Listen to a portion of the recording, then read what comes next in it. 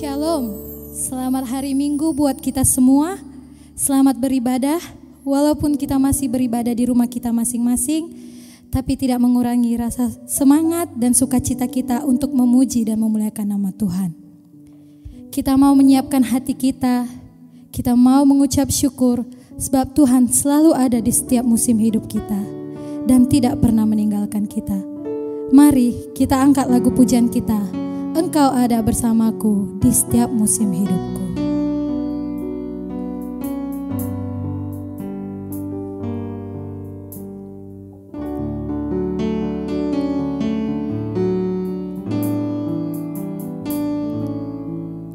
Engkau ada bersamaku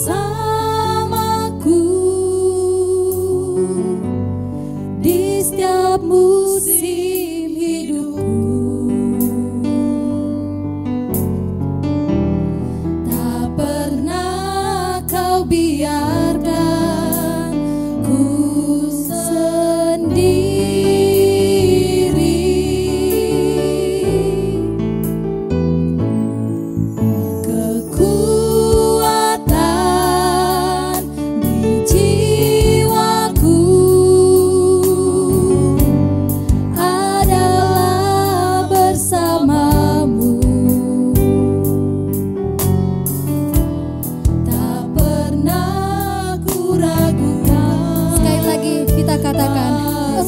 Bersamaku di setiap musim hidupku.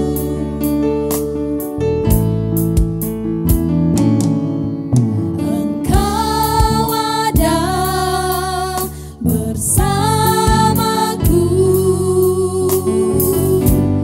di setiap musim hidupku. Tak pernah kau biarkan ku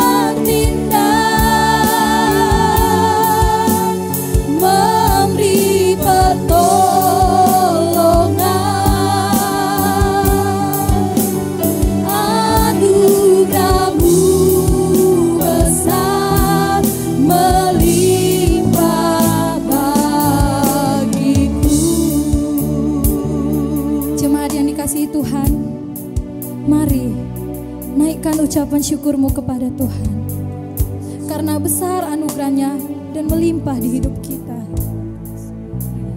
Dia yang layak menerima ucapan syukur. Kami bersyukur kepadamu ya Tuhan, buat kasih setiamu di dalam hidup kami, buat nafas kehidupan, dan apapun yang sudah kami terima sampai hari ini Tuhan. Engkau mencukupkan segala keperluan kami. Kami mau mengucap syukur kepada Allah karena karunia-Nya yang tak terkatakan itu. Terima kasih ya Tuhan, terima kasih. Tiada kata lain selain terima kasih kami sampaikan kepadamu Tuhan. Terpujilah Engkau Tuhan. Mari kita katakan sekali lagi, bersamamu Bapa, ku lewati semua. Bersamamu Bapa, ku lewati semua. Perkenananmu yang teguhkan hatiku. Engkau yang bertindak, memberi pertolongan. Anugerah-Mu besar melimpah bagiku.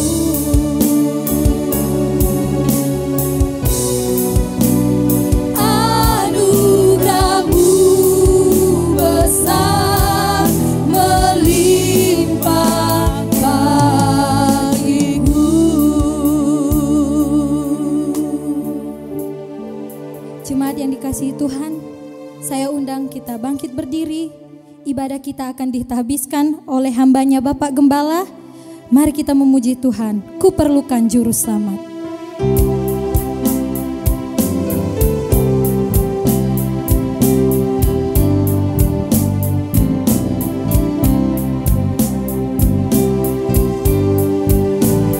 Ku perlukan juru selamat agar jangan ku sesat.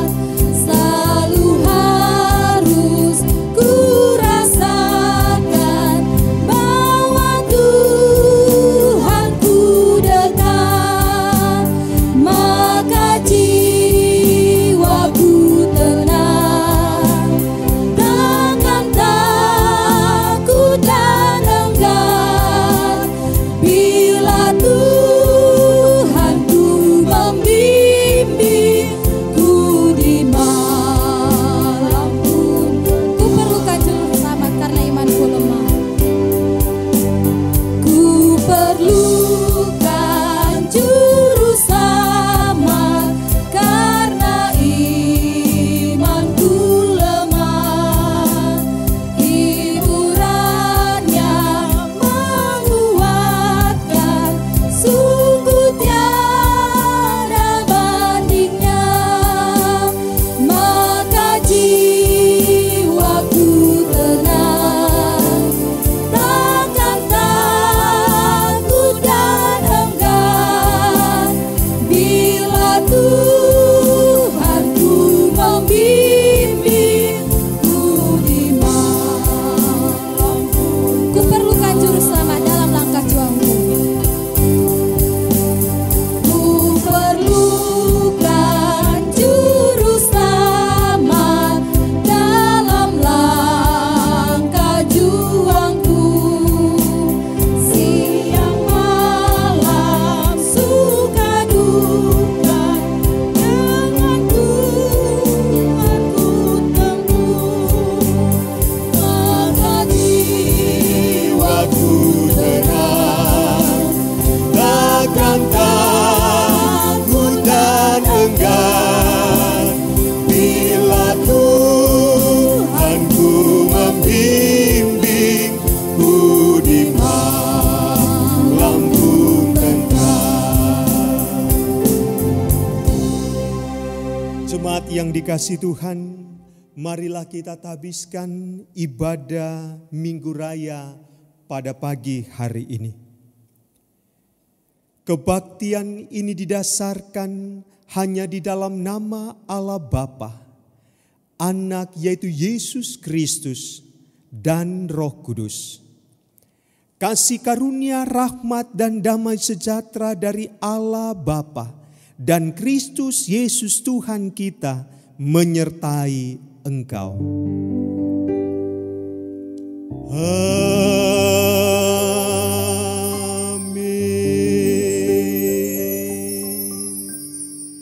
Nats pembimbing dalam ibadah Minggu Raya hari ini terambil dari 1 Yohanes pasal yang kedua ayat yang kelima.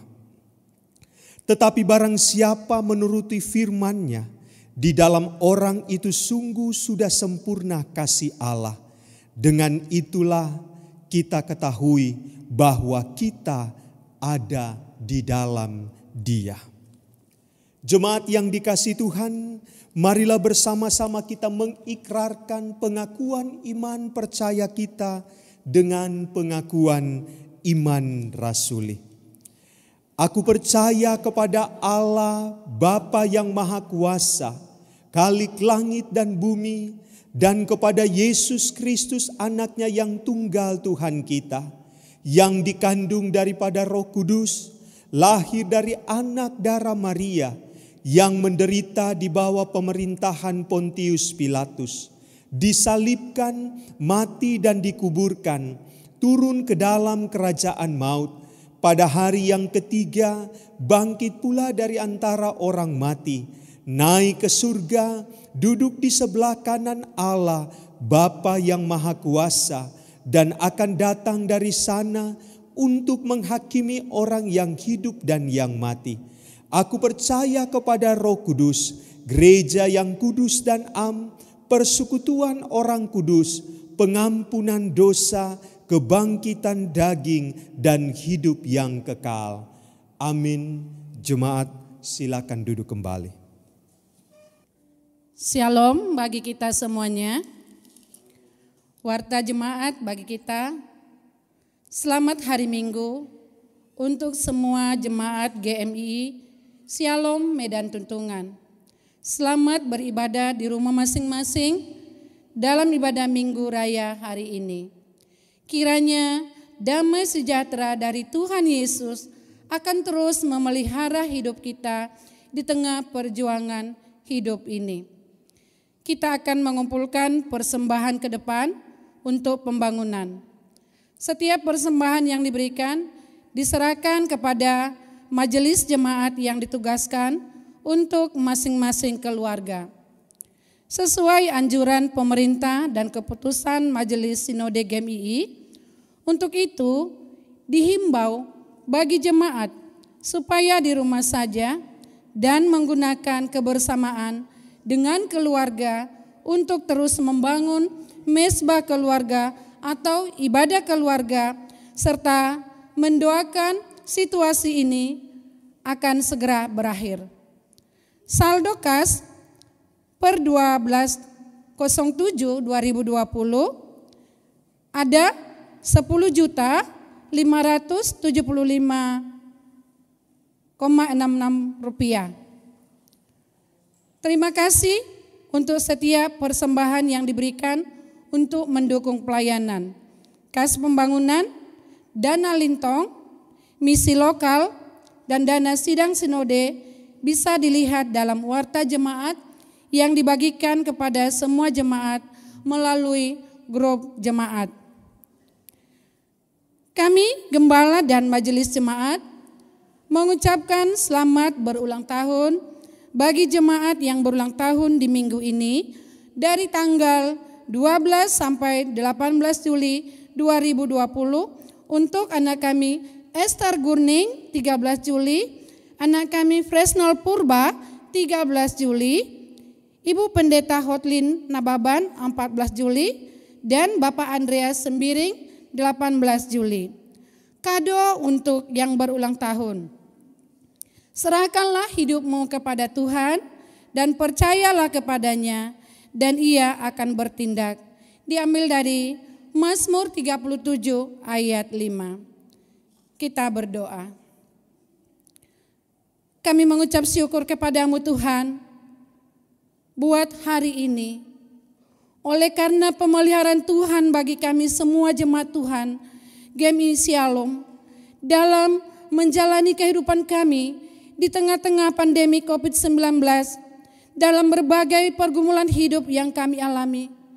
Kami percaya Tuhan, oleh karena Tuhanlah ya Bapa, sehingga kami sanggup sampai hari ini Tuhan, boleh berjalan bersama dengan Engkau Tuhan, melalui setiap pergumulan hidup yang kami alami.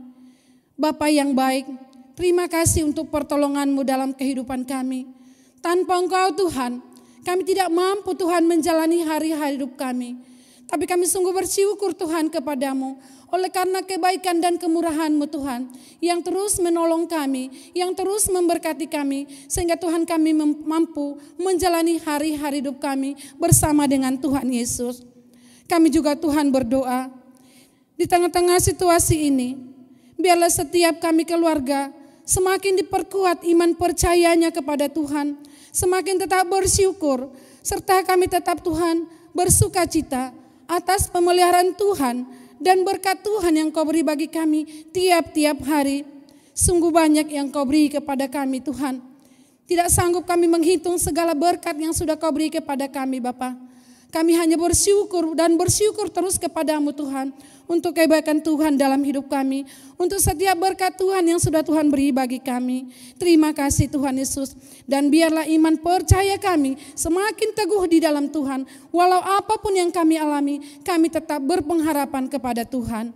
Dan juga saat ini Tuhan, kami berdoa buat semua anak-anak kami dalam studi, khususnya Tuhan pada saat sekarang ini yang sedang belajar di rumah, dan mereka yang mempersiapkan diri untuk memasuki tingkat SMP, SMA, bahkan perguruan tinggi.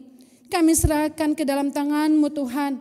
Biarlah setiap anak-anak kami boleh mempersiapkan diri agar mereka Tuhan boleh belajar dengan baik, sehingga apa yang menjadi kerinduan mereka dan cita-cita mereka boleh Tuhan berkati. Berikan kesabaran bagi setiap orang tua untuk mendidik anak-anak ini Tuhan.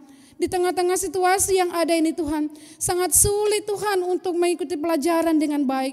Tapi kami berserah kepadamu, Engkau Tuhan yang tidak mustahil. Engkau mampu Tuhan menolong setiap anak-anak kami. Engkau mampu memberi yang terbaik bagi tiap-tiap anak-anak kami Tuhan, dalam cita-cita mereka, dalam kerinduan mereka. Terima kasih Tuhan Yesus. Dan saat ini juga Tuhan, kami berdoa lagi Tuhan kepadamu, buat semua jemaat Tuhan yang dalam pemulihan kesehatan, untuk Ibu Pendeta kami, Ibu Dormani Silaban. Oh Bapa yang baik, terima kasih Tuhan untuk perbuatan-Mu yang luar biasa ya Tuhan, yang sudah memberikan kesembuhan. Tapi kami terus berharap kepada Tuhan, pemulihan demi pemulihan Kau berikan kepada Ibu Pendeta kami, sehingga Tuhan mampu Tuhan untuk mengurus anak yang Kau beri Tuhan, untuk boleh terus melayani Tuhan dalam keadaan yang bagaimanapun Ibu Pendeta kami tetap Tuhan di dalam pelayanan yang dari Tuhan. Terima kasih Tuhan Bapa yang baik. Engkau sangat baik. Engkau Allah yang tidak pernah meninggalkan Ibu Pendeta kami. Engkau memberikan yang terbaik. Dengan juga Tuhan untuk anak kami Tuhan, yang sudah Kau berikan di tengah-tengah keluarga Bapak Pendeta kami. Biarlah Tuhan Engkau terus memberkati kesehatannya, memberkati pertumbuhannya, supaya Tuhan tumbuh di dalam kasih Tuhan. Dan juga Tuhan untuk Ibu Purnama, kami juga berdoa Tuhan saat ini dalam pemulihannya untuk Ibu Purnama. Biarlah kiranya Engkau Tuhan menolong, Engkau memberkati, Engkau juga memberikan pemulihan demi pemulihan. Sehingga Ibu ini Tuhan dapat bersyukur kepada Tuhan, boleh bersuka cita Tuhan atas kesembuhan yang dia terima. Mungkin juga Tuhan ada lagi saudara kami yang sakit. Di antara jemaat kami Tuhan, kami tidak tahu Tuhan saat ini di mana mereka. Tapi doa kami Tuhan, sekalipun kami Tuhan beribadah di rumah kami masing-masing, doa kami kepadamu Tuhan, Engkaulah menjamah setiap jemaat Tuhan yang kurang sehat saat ini. Biarlah tangan-Mu yang kuat itu menopang, biarlah tangan-Mu yang kuat itu memulihkan, sehingga saudara-saudara kami Tuhan boleh disembuhkan. Demikian juga Tuhan untuk Opung Cici, Opung Doli Tuhan, yang sedang dalam keadaan kurang sehat. Bapa yang baik, kami berdoa kepadamu, kiranya Engkau Tuhan menguatkan, Engkau memulihkan, Engkau memberikan kekuatan iman percaya kepada Tuhan, supaya Opung Doli, Opung Cici boleh berharap kepada Tuhan, sehingga yang terbaik boleh dia terima dari Tuhan. Terima kasih Tuhan Bapa yang baik. Dan juga Tuhan kami berdoa buat setiap komisi-komisi yang ada di gereja kami Tuhan, baik PKB, PKP, pemuda dan sekolah minggu, agar dalam kondisi ini Tuhan tetap mengalami kasih Tuhan dalam hidup mereka masing-masing, serta di dalam pemberian Tuhan. Tuhanlah yang ada di dalam kami dan kami ada di dalam Engkau Bapa. Tuhan tolong kami semuanya di dalam menjalani hari-hari hidup ini Tuhan. Terima kasih Tuhan Yesus. Dan juga Tuhan kami berdoa lagi buat jemaat Tuhan yang ada di Lintong. Biarlah Tuhan Engkau yang terus menolong, memberkati tiap jemaat yang ada di sana. Berkati juga kesehatan mereka. Berkati semua jemaat Tuhan yang ada, baik anak-anak sekolah minggu. Semuanya berkati Bapa, supaya terus berserah kepada Tuhan. Dan juga untuk evangelium Erlita ya Tuhan yang melayani di sana, biarlah Engkau terus menolong, memberkati setiap apa yang dia lakukan di sana Tuhan, supaya dia tetap berpengharapan hanya kepada Tuhan saja, dan biarlah Tuhan tetap tempat perlindungannya Bapa, sehingga Tuhan apa yang dilakukan, pelayanan dia lakukan, sungguh-sungguh Tuhan untuk hormat kemuliaan nama Tuhan. Dan juga Tuhan saat ini kami berdoa lagi untuk pemerintah kami dalam menangani virus ini Tuhan, supaya ada kebijakan yang baik, serta ada penemuan obat ataupun vaksin COVID-19 ini, sehingga Tuhan boleh diadakan pengobatan yang terbaik ataupun Tuhan jalan yang terbaik, sehingga juga Tuhan di dalam adanya new normal di beberapa provinsi, agar tetap dalam kehendak Tuhan, agar tetap berjalan di jalan kebenaran Tuhan. Biarlah kami Tuhan boleh tetap Tuhan berserah kepada Tuhan. Tuhan yang akan terus menolong kami. Tuhan yang akan terus memberkati kami. Sekalipun Tuhan sudah dijalankan new normal, kami akan tetap berjalan di jalan protokol yang dianjurkan Tuhan, supaya kami tetap berjaga-jaga dan tetap berserah kepada Tuhan. Terima kasih Tuhan Yesus Bapa yang baik. Dan untuk para medis, tenaga medis semua, sukarelawan yang ada Tuhan, biarlah Engkau berkati mereka dalam memberikan perawatan kepada pasien COVID Tuhan. Dan bagi semua keluarga yang kehilangan keluarga anggota mereka Tuhan, biarlah Tuhan menolong, menghibur hati mereka, menjamah hati mereka, supaya mereka tetap berpengharapan kepada Tuhan. Terima kasih Tuhan. Mungkin Tuhan banyak persoalan dialami oleh setiap jemaat Tuhan di GMI Shalom ini Tuhan. Kami tidak tahu, tapi kami serahkan ke dalam tangan Tuhan. Apapun yang kami alami, Tuhanlah yang menolong kami. Tuhanlah yang beri kami kekuatan. Terpujilah Kau Allah kami, Tuhan kami, Bapa yang baik, yang kami sembah di dalam Yesus Kristus Tuhan Allah kami. Terpujilah Kau Bapa. Doa kami yang kurang sempurna Tuhan, kami mau serahkan di dalam Tuhan Yesus yang sudah mengajar kami berdoa. Bapa kami yang di surga, dikuduskanlah nama-Mu, datanglah kerajaan-Mu, jadilah kehendak-Mu di bumi seperti di surga. Berikanlah kami pada hari ini makanan kami yang secukupnya, dan ampunilah kami akan kesalahan kami, seperti kami juga mengampuni orang yang bersalah kepada kami. Dan janganlah membawa kami ke dalam pencobaan, tetapi lepaslah kami daripada yang jahat. Karena Engkaulah yang mempunyai kerajaan dan kuasa dan kemuliaan sampai selama-lamanya. Amin. Mari kita bermazmur bagi Tuhan. Mari kita buka dari Mazmur 119 ayat 105 sampai dengan ayat 112. Mari kita baca secara bersama-sama. Firman-Mu itu pelita bagi kakiku dan terang bagi jalanku. Aku telah bersumpah dan aku akan menepatinya untuk berpegang pada hukum-hukum-Mu yang adil. Aku sangat tertindas. Ya Tuhan, hidupkanlah aku sesuai dengan firman-Mu. Kiranya persembahan sukarela yang berupa puji-pujian berkenan kepadamu. Ya Tuhan, dan ajarkanlah hukum-hukum-Mu kepadaku. Aku selalu mempertaruhkan nyawaku, namun Taurat-Mu tidak kulupakan. Orang-orang fasik telah memasang jerat terhadap aku, tetapi aku tidak sesat dari titah-titah-Mu. Peringatan-peringatan-Mu adalah milik pusakaku untuk selama-lamanya. Sebab semuanya itu kegirangan hatiku. Telah kucondongkan hatiku untuk melakukan ketetapan-ketetapan-Mu untuk selama-lamanya sampai saat terakhir. Firman-Mu Tuhan pelita bagi kakiku dan terang bagi jalanku. Kita aman dalam naungannya. Mari kita memuji Dia dan mengagungkannya.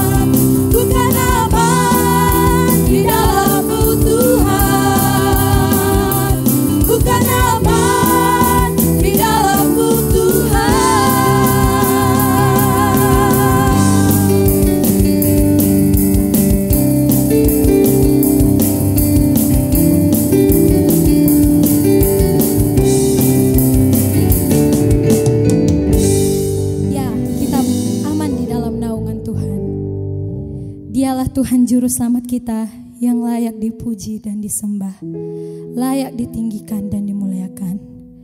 Hanya Engkau Juru Selamatku, Tuhan, Kau setia padaku.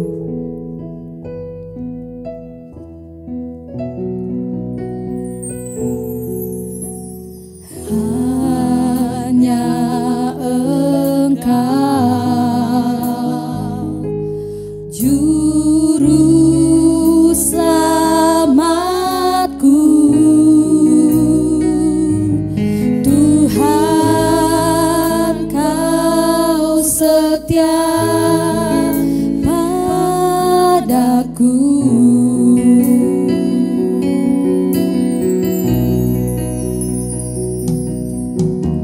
Yang ku pegang hanya janji-Mu, ku percayakan hidupku.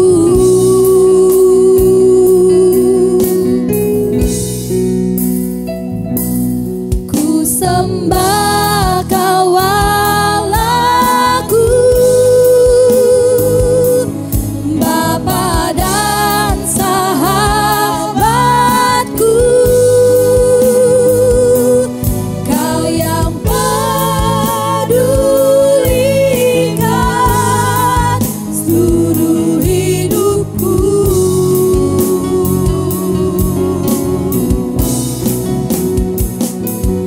Walau lewati lembah, aku tak ditinggalkan. Yesus kekuatan di hidupku. Hanya Engkau Juru Selamatku. Hanya Engkau Juru Selamatku, Tuhan, Kau setia padaku.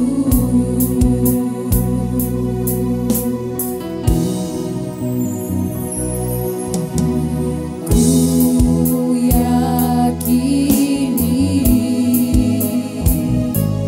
pertolongan-Mu takkan terlambat bagiku.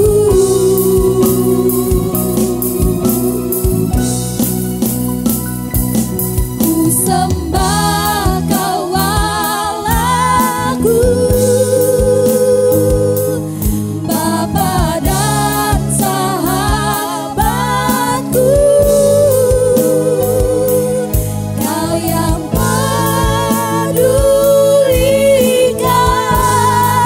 seluruh hidupku.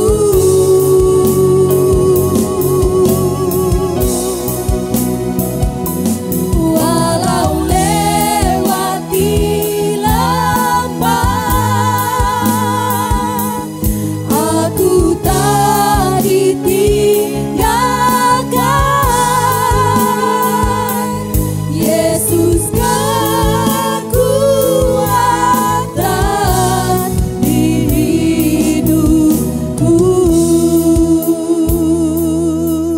Mari jemaat yang dikasihi Tuhan, mari kita menyembah Tuhan, sebab Dia Allah yang maha besar dan yang maha mulia.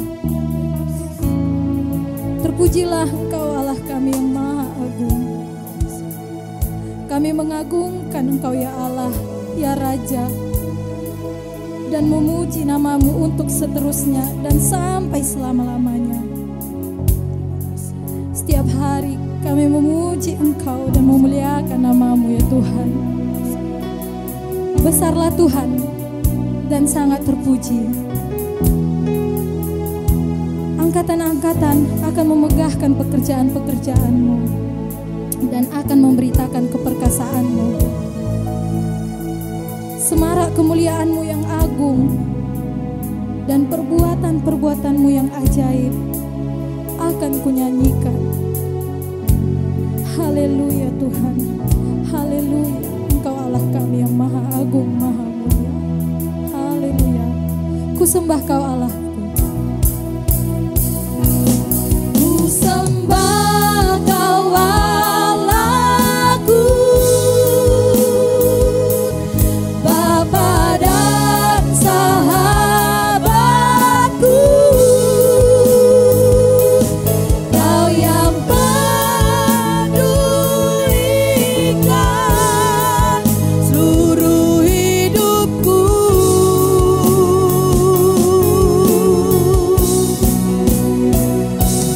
Walau lewati lembah, aku tak ditinggalkan. Yesus kekuatan di hidupku.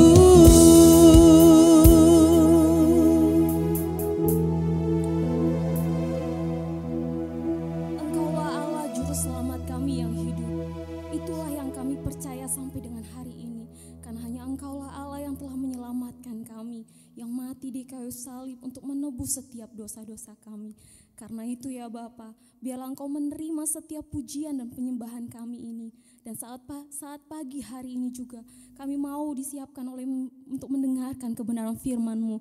Engkaulah berbicara bagi kami, berkuasa atas kami Tuhan, sehingga kami boleh sungguh-sungguh mengerti, memahami dan melakukan kebenaran firman-Mu dalam hidup kami hari lepas hari. Terpujilah Engkau Bapa, di dalam nama Tuhan Yesus Kristus, haleluya. Amin. Shalom, selamat pagi Bapak Ibu yang dikasihi dalam nama Tuhan Yesus. Kita bersyukur pada pagi hari ini kita kembali dipertemukan lagi walaupun di dalam channel YouTube. Tapi di sini kita akan sama-sama belajar merenungkan kebenaran firman Tuhan yang akan memberkati kita setiap kita. Kita buka Alkitab kita dari Matius pasal 13 ayat 1 sampai dengan 9 dan dilanjut ayat 18 sampai dengan ayat yang ke-23. Bapak Ibu boleh membacanya di rumah masing-masing dan saya akan bacakannya bagi kita di tempat ini. Perumpamaan tentang seorang penabur. Pada hari itu keluarlah Yesus dari rumah itu dan duduk di tepi danau. Maka datanglah orang banyak berbondong-bondong lalu mengerumuni dia, sehingga ia naik ke perahu dan duduk di situ. Sedangkan orang banyak semuanya berdiri di pantai. Dan ia mengucapkan banyak hal dalam perumpamaan kepada mereka. Katanya, adalah seorang penabur keluar untuk menabur. Pada waktu ia menabur, sebagian benih itu jatuh di pinggir jalan. Lalu datanglah burung dan memakannya sampai habis. Sebagian jatuh di tanah yang berbatu-batu yang tidak banyak tanahnya. Lalu benih itu pun segera tumbuh, karena tanahnya tipis. Tetapi sesudah matahari terbit, layu-layu ia dan menjadi kering karena tidak berakar. Sebagian lagi jatuh di tengah semak duri, lalu makin besarlah semak itu dan menghimpitnya sampai mati. Dan sebagian jatuh di tanah yang baik, lalu berbuah, ada yang 100 kali lipat, ada yang 60 kali lipat, ada yang 30 kali lipat. Siapa bertelinga, hendaklah ia mendengar. Ayat 18, karena itu dengarlah arti perumpamaan penabur itu. Kepada setiap orang yang mendengar firman tentang kerajaan surga, tetapi tidak mengertinya, datanglah si jahat dan merampas yang ditaburkan dalam hati orang itu. Itulah benih yang ditaburkan di pinggir jalan. Benih yang ditaburkan di tanah yang berbatu-batu ialah orang yang mendengar firman itu dan segera menerimanya dengan gembira, tetapi ia tidak berakar dan tahan sebentar saja. Apabila datang penindasan atau penganiayaan karena firman itu, orang itu pun segera murtad. Yang ditaburkan di tengah semak duri ialah orang yang mendengar firman itu, lalu kekhawatiran dunia ini dan tipu daya kekayaan menghimpit firman itu sehingga tidak berbuah. Yang ditaburkan di tanah yang baik ialah orang yang mendengar firman itu dan mengerti, dan karena itu ia berbuah. Ada yang 100 kali lipat, ada yang 60 kali lipat, ada yang 30 kali lipat. Amin. Bapak Ibu Saudara yang dikasihi Tuhan, perumpamaan tentang seorang penabur ini merupakan kisah di mana mungkin sejak kita sekolah minggu kita sudah mendengar, tetapi kembali lagi kita diingatkan. Firman Tuhan pada pagi hari ini berbicara tentang perumpamaan tentang seorang penabur. Kalau Bapak Ibu, kalau sudah pernah mendengar, sudah pasti sudah bisa langsung mencernanya, langsung mengerti apa yang dimaksud di sini. Nah, tapi pagi hari ini kita sama-sama kembali mau diberkati oleh kebenaran firman Tuhan ini. Dalam teks firman Tuhan kita pada pagi hari ini merupakan salah satu dari 9 perumpamaan-perumpamaan yang Yesus sampaikan untuk menjelaskan hal kerajaan surga, baik itu yang lainnya itu di Markus, Lukas. Nah, dan perumpamaan inilah adalah salah satunya. Bapak Ibu Saudara yang kasihi Tuhan, ketika Yesus mengajarkan perumpamaan tentang seorang penabur ini, itu merupakan hari di mana sebelumnya Yesus sudah sedang mengajar di dalam rumah ibadat, ya seperti kita bisa lihat di dalam pasal-pasal sebelumnya. Kita bisa lihat di sini yang paling jelas adalah di situ ayat pasal 12 dan ayat 9. Setelah pergi dari sana, Yesus masuk ke rumah ibadat mereka. Nah, sebelum-sebelumnya Yesus sudah sedang melayani. Nah, ketika Yesus sedang melayani pada waktu itu ada sangat ramai di sana, sehingga dikatakan sampai orang-orang dari kota ke kota itu datang untuk menemui Yesus. Nah, saking ramainya di sana dikatakan bahwa pada pasal 2 ayat 12 di situ dijelaskan bahwa ada seseorang yang datang untuk menemui Yesus, memberitahu bahwa ibumu dan saudaramu sedang berusaha menemuimu, tetapi tidak bisa. Mengapa? Karena saking ramainya.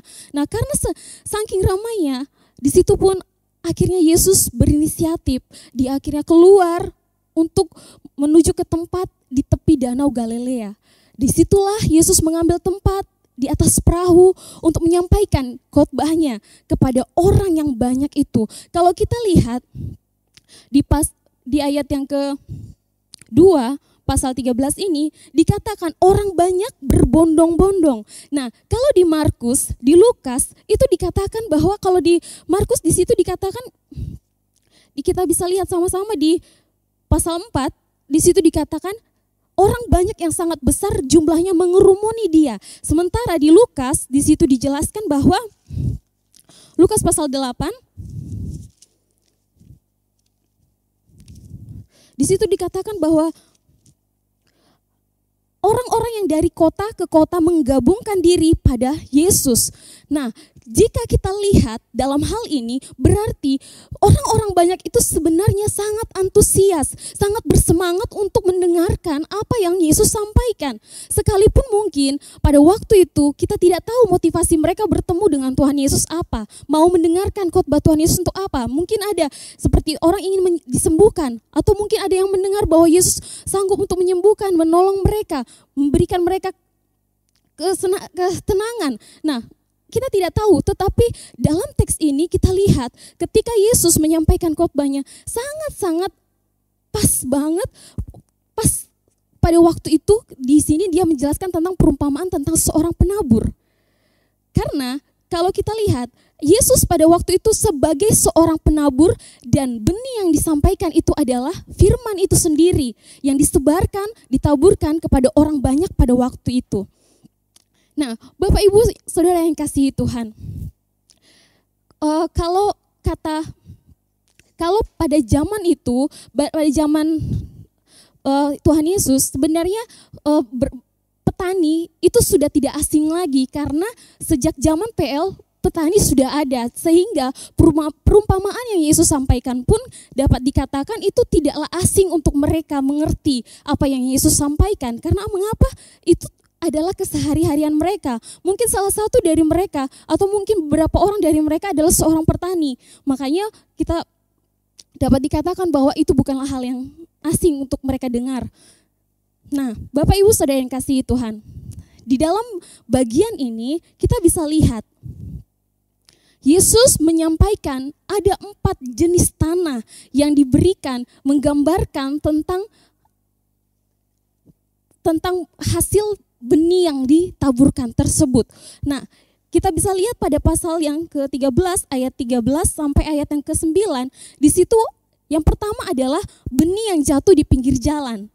Lalu yang kedua, benih yang jatuh di tanah yang berbatu-batu. Dan yang ketiga, benih yang jatuh di tengah semak duri. Dan yang keempat, di tanah yang baik. Nah, kita lihat pada benih yang pertama, yaitu benih yang jatuh di pinggir jalan. Ayat yang keempat. Pada waktu ia menabur, sebagian benih itu jatuh di pinggir jalan. Lalu datanglah burung dan memakannya sampai habis. Bapak, Ibu, Saudara yang kasih Tuhan, di dalam dunia pertanian, kalau kita melihat bahwa sebenarnya kalau dikatakan pinggir jalan, mungkin kita akan berpikir, kok bisa seorang petani menanam benihnya di pinggir jalan? Sementara padahal kalau kita lihat, ladang itu ataupun sawah itu kan jauh dari jalan-jalan. Nah, tapi yang di sini kita bisa lihat yang dimaksud adalah pinggir jalan. Itu biasanya di tengah sawah, di sawah itu berpetak-petak. Dan ataupun di ladang biasanya ada jalan kecil untuk kita bisa ke ladang sebelahnya. Nah, disitulah benih itu terjatuh. Dan waktu seorang penabur itu menaburkan, sebenarnya tidak ada niatnya untuk menaburkannya ke tempat yang di jalan pinggir jalan. Tetapi karena mungkin angin yang begitu besar meniupkan benih itu sampailah dia di pinggir jalan. Nah, pinggir jalan, kalau pinggir jalan ini bisa kita lihat tanah ini adalah tanah yang keras. Tidak pernah dibajak oleh petani.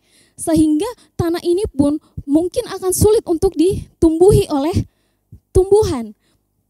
Nah, Bapak Ibu yang dikasihi Tuhan, benih yang jatuh di pinggir jalan ini menggambarkan bahwa sebenarnya itu adalah hati yang keras. Hati yang tidak bisa menerima firman itu. Hati yang tidak mau mengubah kehidupan lamanya menjadi baru. Nah, kalau kita lihat di sini, pada waktu yang menabur sebagian benih itu jatuh di pinggir jalan, lalu datanglah burung dan memakannya sampai habis. Bapak, Ibu, Saudara yang kasih Tuhan, ketika benih itu ditaburkan, nah sudah pasti ketika burung melihatnya akan dimakannya, karena menurut itu bisa jadi itu adalah makanan yang bisa dimakan mereka. Nah, sehingga dimakanlah. Nah, di sini kita bisa melihat bahwa benih yang jatuh di pinggir jalan itu digambarkan pada ayat yang ke-19 kepada setiap orang yang mendengar firman tentang kerajaan surga tetapi tidak mengertinya, datanglah si jahat dan merampas yang ditaburkan dalam hati orang itu, itulah benih yang ditaburkan di pinggir jalan. Nah, dia mendengar. Semua orang pada waktu itu mendengar firman Tuhan, tetapi apakah mereka mengerti apa yang dimaksudkan? Nah, Bapak, Ibu, Saudara yang kasih Tuhan, mungkin kita bisa lihat bahwa sebagian orang yang datang bertemu dengan Tuhan Yesus pada waktu itu bukanlah orang-orang yang sering kali bertemu dengan Tuhan Yesus. Mungkin juga bukan orang-orang yang rajin beribadah. Bisa jadi dia adalah orang-orang yang hanya satu kali mendengar Yesus bahwa dia bisa menyembuhkan mereka. Nah, karena itulah mereka berusaha menemui Yesus. Karena berapapun mereka melakukan pengobatan lain sebagainya tidak bisa, tetapi ketika mereka mendengar, mereka langsung cepat pergi untuk menemui Yesus. Bapak, Ibu, Saudara yang kasih Tuhan, ini adalah gambaran di mana sebenarnya adalah orang-orang yang mengaku Kristen. Orang-orang yang mengaku dia adalah Kristen, tetapi ketika dia datang ke gereja tidak pernah datang ke gereja. Kalaupun dia pernah datang ke gereja, hanya satu kali ketika acara Natal atau mungkin Paskah. Menurutnya, buat apa saya mendengar firman? Karena tidak mendapatkan berkat itu sendiri. Nah, Bapak, Ibu, Saudara yang kasih Tuhan, benih yang pertama yang ditabur di pinggir jalan. Dia mendengar tetapi dia sama sekali tidak mengerti apa itu firman Tuhan yang dia dengar. Sehingga dia akhirnya melupakannya. Dan dia tidak merasakan ada hal yang hilang ketika dia tidak datang ke gereja. Ada hal yang hilang ketika dia tidak bisa merasakan ketika dia tidak datang ke persekutuan atau ke tempat-tempat yang membangun rohaninya. Itulah benih yang pertama. Bapak dan Ibu yang kasihi Tuhan. Kalau benih yang kedua, di sini kita bisa lihat pada ayat yang ke-5, sebagian jatuh di tanah yang berbatu-batu yang tidak banyak tanahnya, lalu benih itu pun segera tumbuh karena tanahnya tipis. Bapak Ibu Saudara yang kasihi Tuhan, kalau kita melihat seorang petani itu akan sebelum dia menanam, itu tanah pasti dicangkul. Dia akan berusaha mencari tanah yang baik dan ketika ada batu, dia akan berusaha untuk mengambil batu itu. Tetapi ternyata tidak semua tempat dia dapat jangkau sehingga bisa di sini dia akhirnya benih yang ditaburkan jatuh ke tempat yang berbatu-batu. Nah, ibaratnya ini adalah batu dan ini adalah tanah. Jadi jarak antara batu dengan tanah itu hanya sedikit sehingga ketika benih itu ditanam, ditabur, ya memang dia akan cepat bertumbuh. Kenapa? Karena akarnya tidak bisa menyerap ke tempat lain sehingga dia akhirnya bekerja hanya untuk menaikkan ke atas. Sebenarnya akar itu akan menumbuhkan mencari makanan ke bawah dan juga ke atas.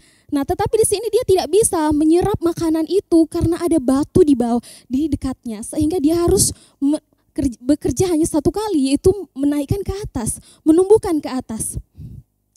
Nah, Bapak Ibu Saudara yang kasih Tuhan, sehingga tumbuhan benih yang ditanam di tanah yang berbatu-batu ini tidak bisa menghasilkan buah sampai dikatakan pada ayat yang ke-6, tetapi sudah matahari terbit layulah ia dan menjadi kering karena tidak berakar.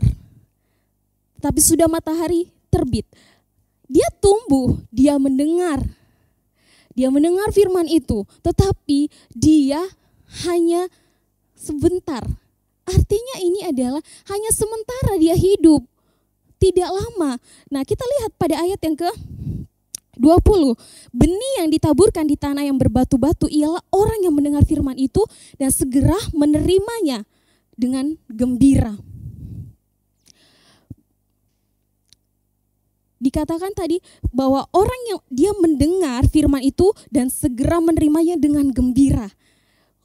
Banyak orang yang seperti ini Bapak Ibu. Kenapa saya katakan demikian? Memang benar ketika dia mendengarkan firman Tuhan yang membuat dia semangat, ketika dia merasa bahwa pendeta itu baik, pendeta itu luar biasa menyampaikannya, dan dia senang karena hal-hal yang baik disampaikan, sehingga ketika dia ditantang untuk melakukan firman itu sendiri, dia menyerah, dia tidak sanggup, dia akhirnya berpaling. Jadi ini adalah ciri orang-orang yang mendengar firman Tuhan tetapi hanya sementara, imannya tidak kuat. Dia tidak mengerti sepenuhnya akan kebenaran firman itu. Nah, Bapak Ibu Saudara yang kasihi Tuhan, di sini kita bisa lihat, di Lukas juga dikatakan bahwa sebenarnya ketika kita mau mengikut Tuhan Yesus, bukanlah hal yang di sini di Lukas pasal 9 ayat 23 dikatakan kepada setiap orang yang mau mengikut aku, ia harus menyangkal dirinya, memikul salibnya setiap hari dan mengikut aku. Dalam arti bahwa dalam mengikut Yesus bukan hal baik-baiknya saja yang kita bisa terima, tetapi kita juga harus siap dengan penganiayaan, penderitaan, dan lain sebagainya. Dan kita harus mempersiapkan untuk hal-hal itu. Tetapi orang-orang yang hanya menerima firman yang baik-baik itu tidak siap dengan hal itu. Mereka tidak pernah merasa sulit untuk mereka melakukannya, mengalaminya. Karena selama ini mereka hanya mengalami yang baik-baiknya. Nah, Bapak Ibu Saudara yang kasihi Tuhan, ketika kita melihat pada bagian ini, pada ayat 21 di sini dikatakan, tetapi ia tidak berakar dan tahan sebentar saja, apabila datang penindasan atau penganiayaan karena firman itu, orang itu pun segera murtad.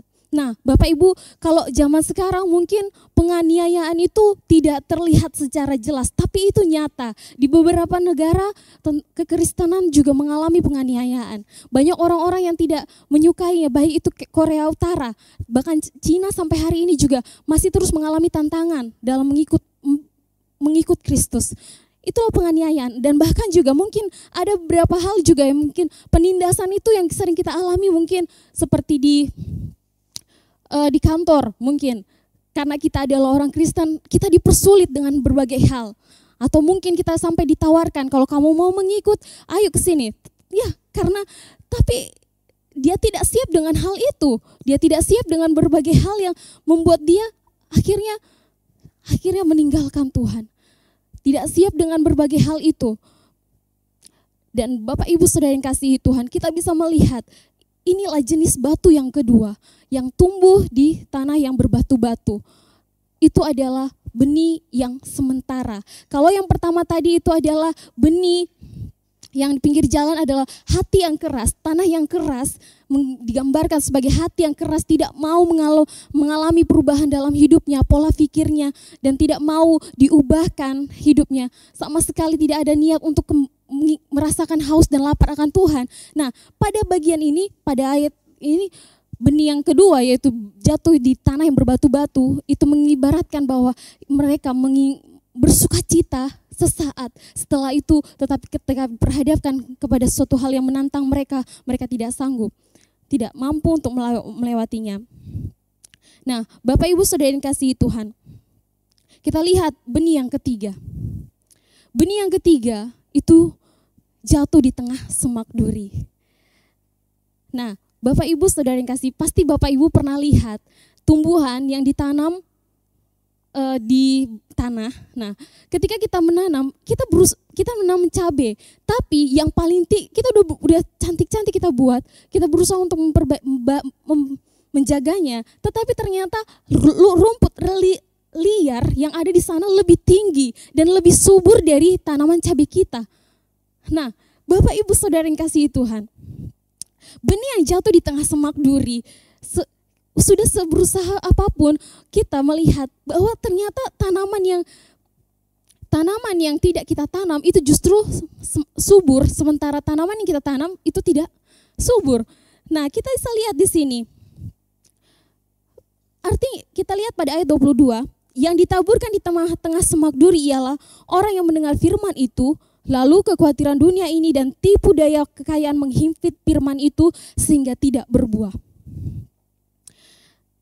Ini kita bisa lihat bahwa benih yang jatuh di tengah semak duri ini adalah gambaran daripada orang yang mendengar firman itu. Dia mendengar, memang secara kalau kita lihat yang baik ini ada sedikit perbedaan dengan yang kedua. Kalau yang kedua masih ada responnya, ada kegembiraan ketika menerima firman Tuhan. Ini ketika dia mengalami pertumbuhan tetapi langsung dihimpit oleh semak duri. Langsung dihimpit oleh kekhawatiran dunia. Dia mendengar firman Tuhan itu, dia mendengar selama ini, dia melakukan ibadah dan lain sebagainya. Tetapi ternyata kekhawatiran ataupun juga bahkan tipu daya kekayaan, hal-hal dunia itu justru yang lebih penting bagi mereka. Sementara firman Tuhan menjadi hal yang terakhir. Hal-hal ini bisa kita lihat bahwa memang banyak saat ini kita melihat banyak orang saat ini mendengar firman Tuhan, tetapi ternyata fokus mereka hanya kepada hal-hal duniawi. Hal-hal yang membuat mereka merasa bahwa ini aku. Yang penting itu adalah aku, di keluargaku dan pekerjaanku, seluruh hidupku. Tetapi Tuhan dinomor duakan. Sehingga kekhawatiran dunia ini menghimpit mereka, mempengaruhi mereka, sehingga benih yang ditanam itu pun tidak mengalami pertumbuhan, tidak memiliki buah itu sendiri. Nah, kita bisa melihat di sini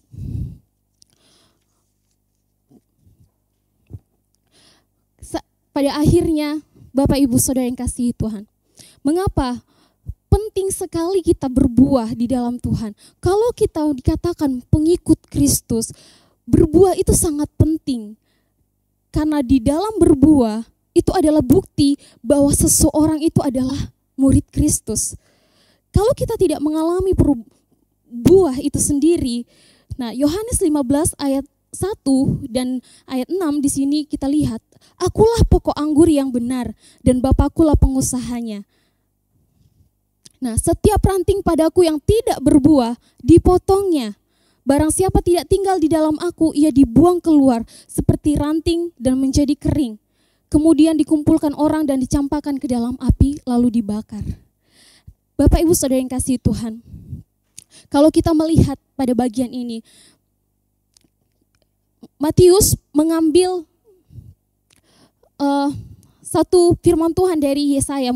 Di Markus dan Lukas juga mengambil bagian ini di ayat 14. Maka pada mereka genaplah nubuat Yesaya yang berbunyi, kamu akan mendengar dan mendengar namun tidak mengerti.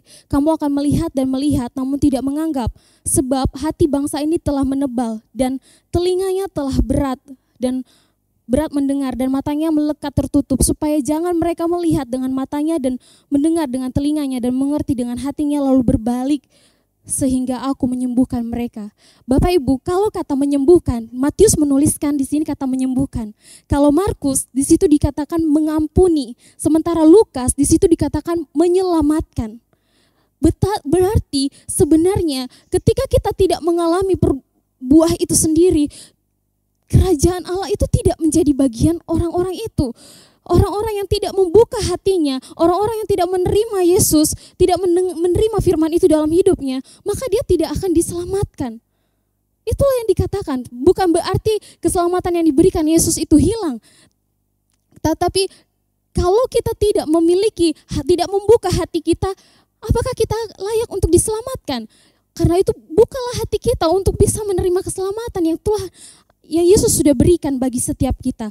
Nah, Bapak Ibu Saudara yang kasih Tuhan, seperti yang kita lihat, pada akhirnya Yudas adalah gambaran daripada orang yang pada akhirnya dia harus memberikan, tidak mengalami pertumbuhan dalam hidupnya.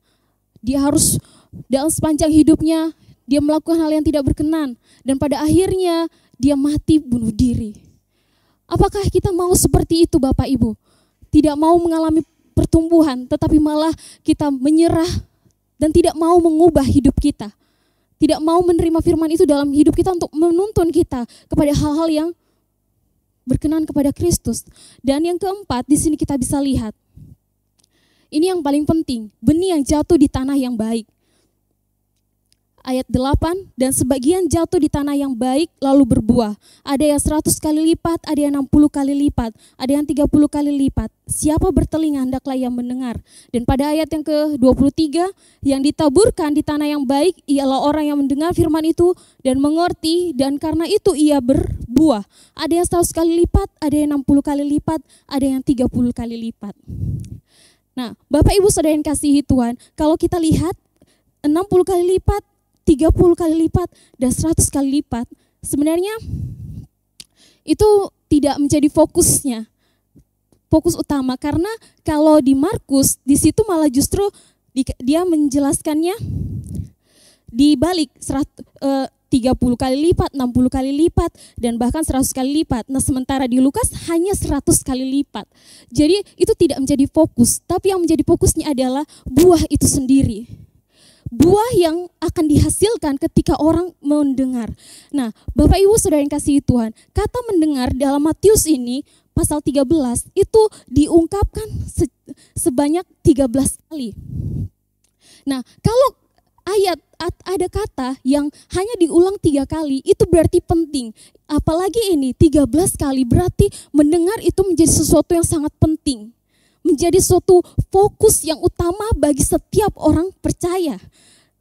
sebagai orang percaya, mendengar itu menjadi sesuatu yang penting karena Yesus sendiri menekankan hal itu bagi setiap kita pada pagi hari ini.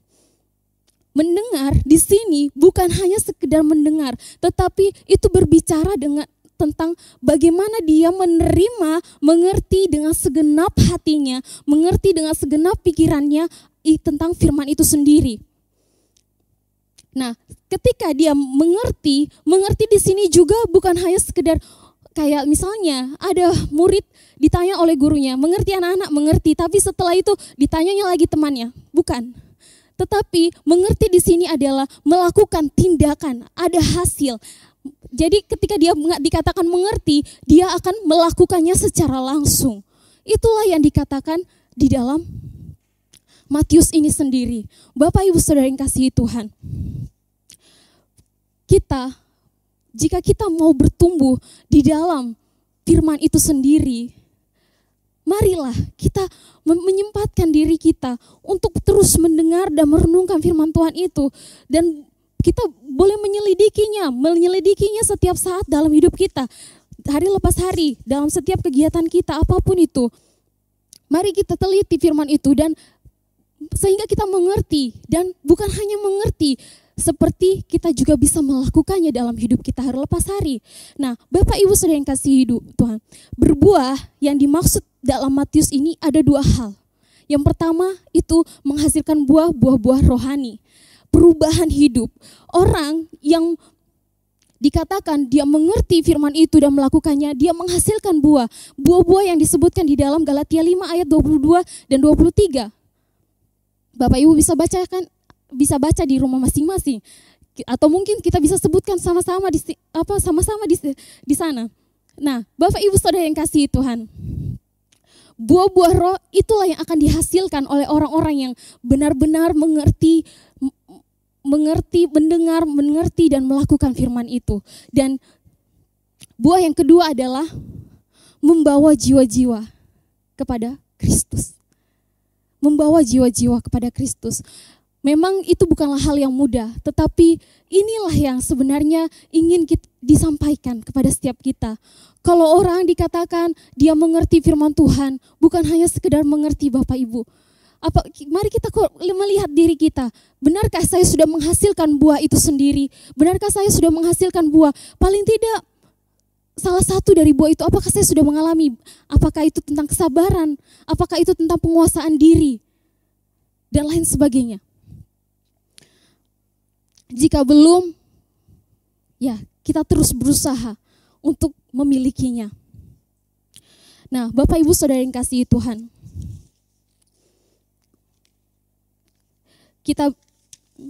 firman Allah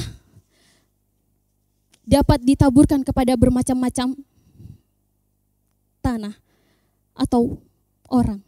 Namun hasilnya akan berbeda bergantung pada kualitas hati setiap kita.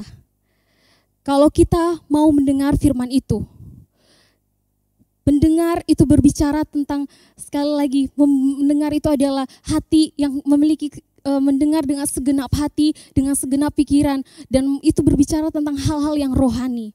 Orang-orang yang mau, yang berbuah di dalam Kristus juga adalah orang-orang yang merasakan haus dan lapar. Rasanya kayaknya kalau nggak baca Alkitab satu hari, itu seperti ada yang kurang. Ada orang yang bertanya seperti ini, mengapa bermain HP itu lebih enak dibandingkan membaca Alkitab? Jawabannya adalah jelas, kamu tidak mengenal, tidak membuka hatimu sepenuh hati untuk menerima firman itu. Kamu tidak menerima firman itu sepenuh hatimu, dan engkau tidak mengenal Kristus itu sendiri dalam hidupmu, tidak mengundangnya. Sehingga menurut kita bahwa ternyata lebih enak kita melihat HP, bermain di HP dibandingkan habis waktu kita untuk baca Alkitab. Kok baca Alkitab itu hanya sebentar, hanya semenit aja kayaknya sudah membosankan. Ya, karena kita belum mengalami buah itu sendiri. Karena itu, alamilah buah itu dalam hidup kita dengan terus mendengar firman Tuhan. Dalam Roma 8 ayat 9 mengatakan, tetapi kamu tidak hidup dalam daging, melainkan dalam roh. Jika memang roh Allah diam di dalam kamu, tetapi jika orang tidak memiliki roh Kristus, ia bukan milik Kristus. Kita harus ingat, kita adalah orang-orang yang telah dimerdekakan oleh Kristus. Dan juga memiliki roh Kristus dalam diri kita. Ketika kita membuka hati kita, menerima Dia.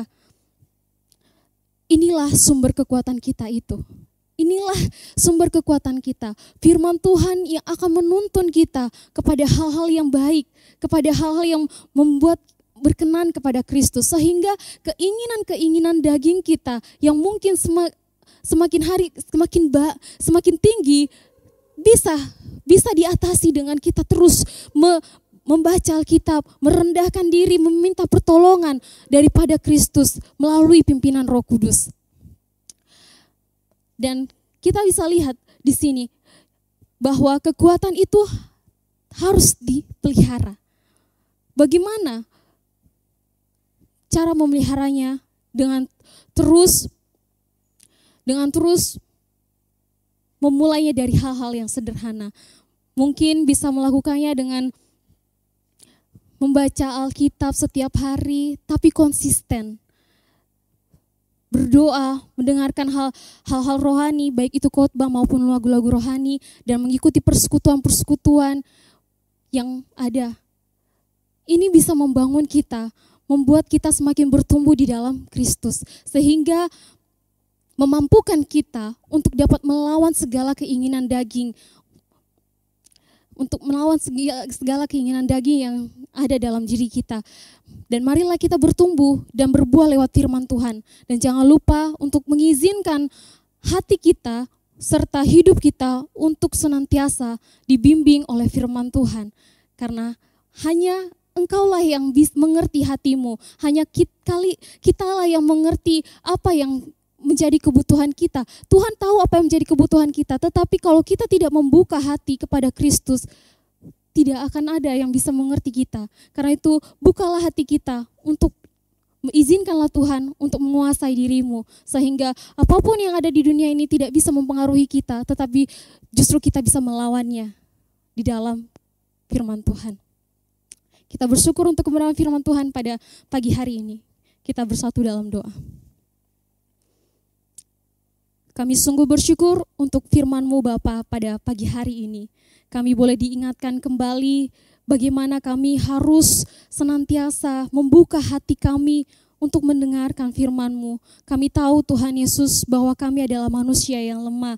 Kami seringkali tergoda dengan hal-hal dunia, tetapi kami percaya Engkau Allah akan memberikan kami kekuatan, menolong kami, membentengi kami, memampukan kami untuk melawannya itu semua melalui kebenaran firman yang Engkau terus perdengarkan kepada kami. Ingatkan kami terus Tuhan ketika kami menyimpang daripada kebenaran-Mu, sehingga hidup kami Engkau dapatkan tetap setia kepadamu, dan kami boleh beroleh kerajaan surga seperti yang Engkau janjikan bagi kami. Terima kasih Bapa, dalam nama Tuhan Yesus Kristus, haleluya.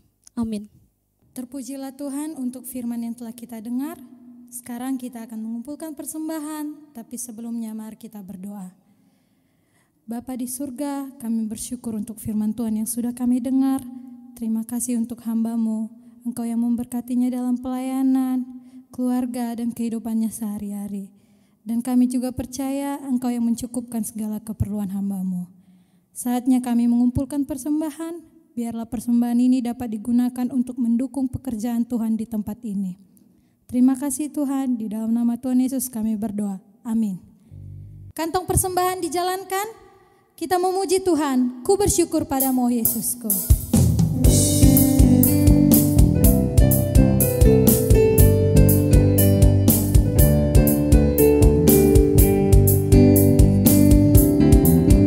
Ku bersyukur padamu oh Yesusku, karena pertolongan-Mu kepadaku.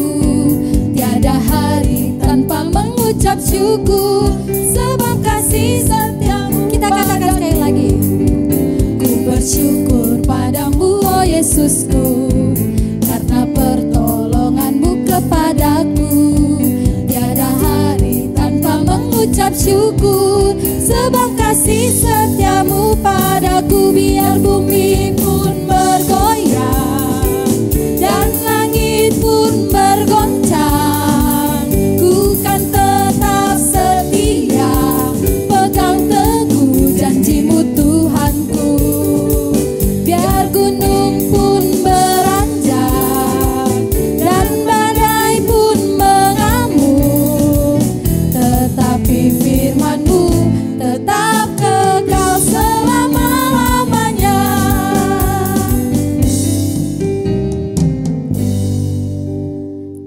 mengakhiri ibadah kita pada hari ini dengan komitmen bahwa firman Tuhan pelita bagi kaki dan terang bagi jalan kita. Firman Tuhanlah yang membantu kita untuk melawan setiap keinginan daging. Kita katakan, firman-Mu berkata, Kau bersertaku, maka kuat roh dan jiwaku.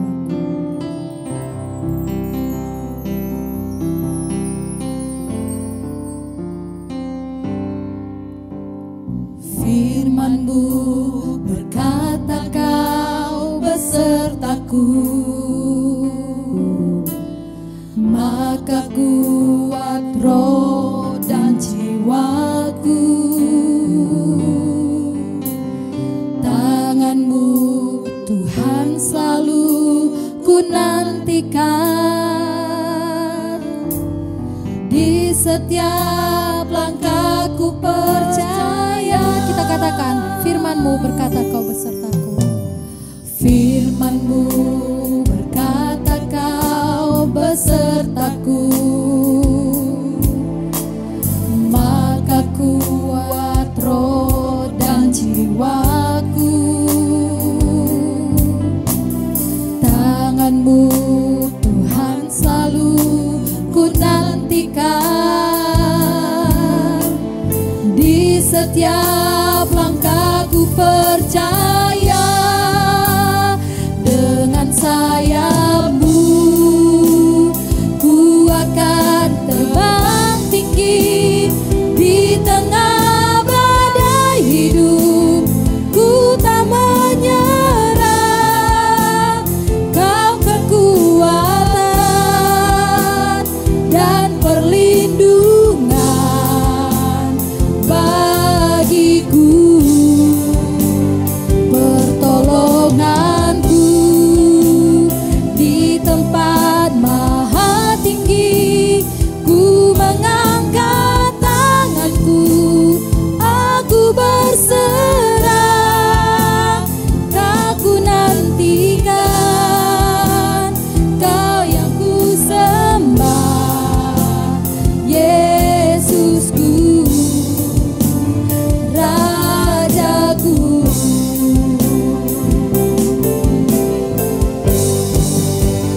Dengan sayap-Mu ku akan terbang tinggi, di tengah badai ku tak menyerah.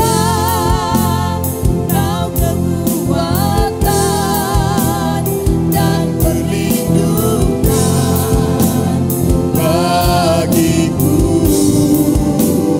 pertolonganku Di tempat maha tinggi, ku mengangkat tanganku, aku berserah.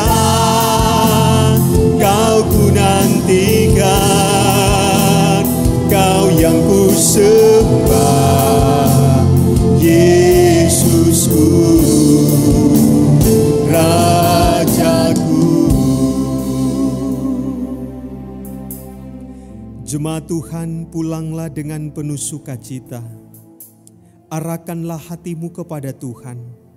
Lakukanlah firman-Nya dan terimalah berkat dari Tuhan. Tuhan memberkati engkau dan melindungi engkau. Tuhan menyinari engkau dengan wajah-Nya dan memberi engkau kasih karunia. Tuhan menghadapkan wajah-Nya kepadamu dan memberi engkau damai sejahtera. Amin.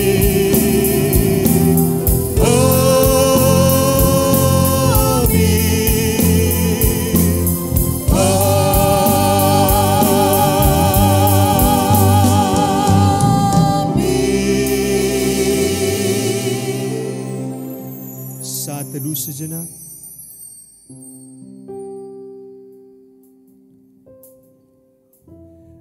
Amin. Selamat hari Minggu untuk semua jemaat GMI Shalom Medan Tuntungan, dan selamat menjalani aktivitas sepanjang minggu ke depan ini. Tuhan Yesus memberkati.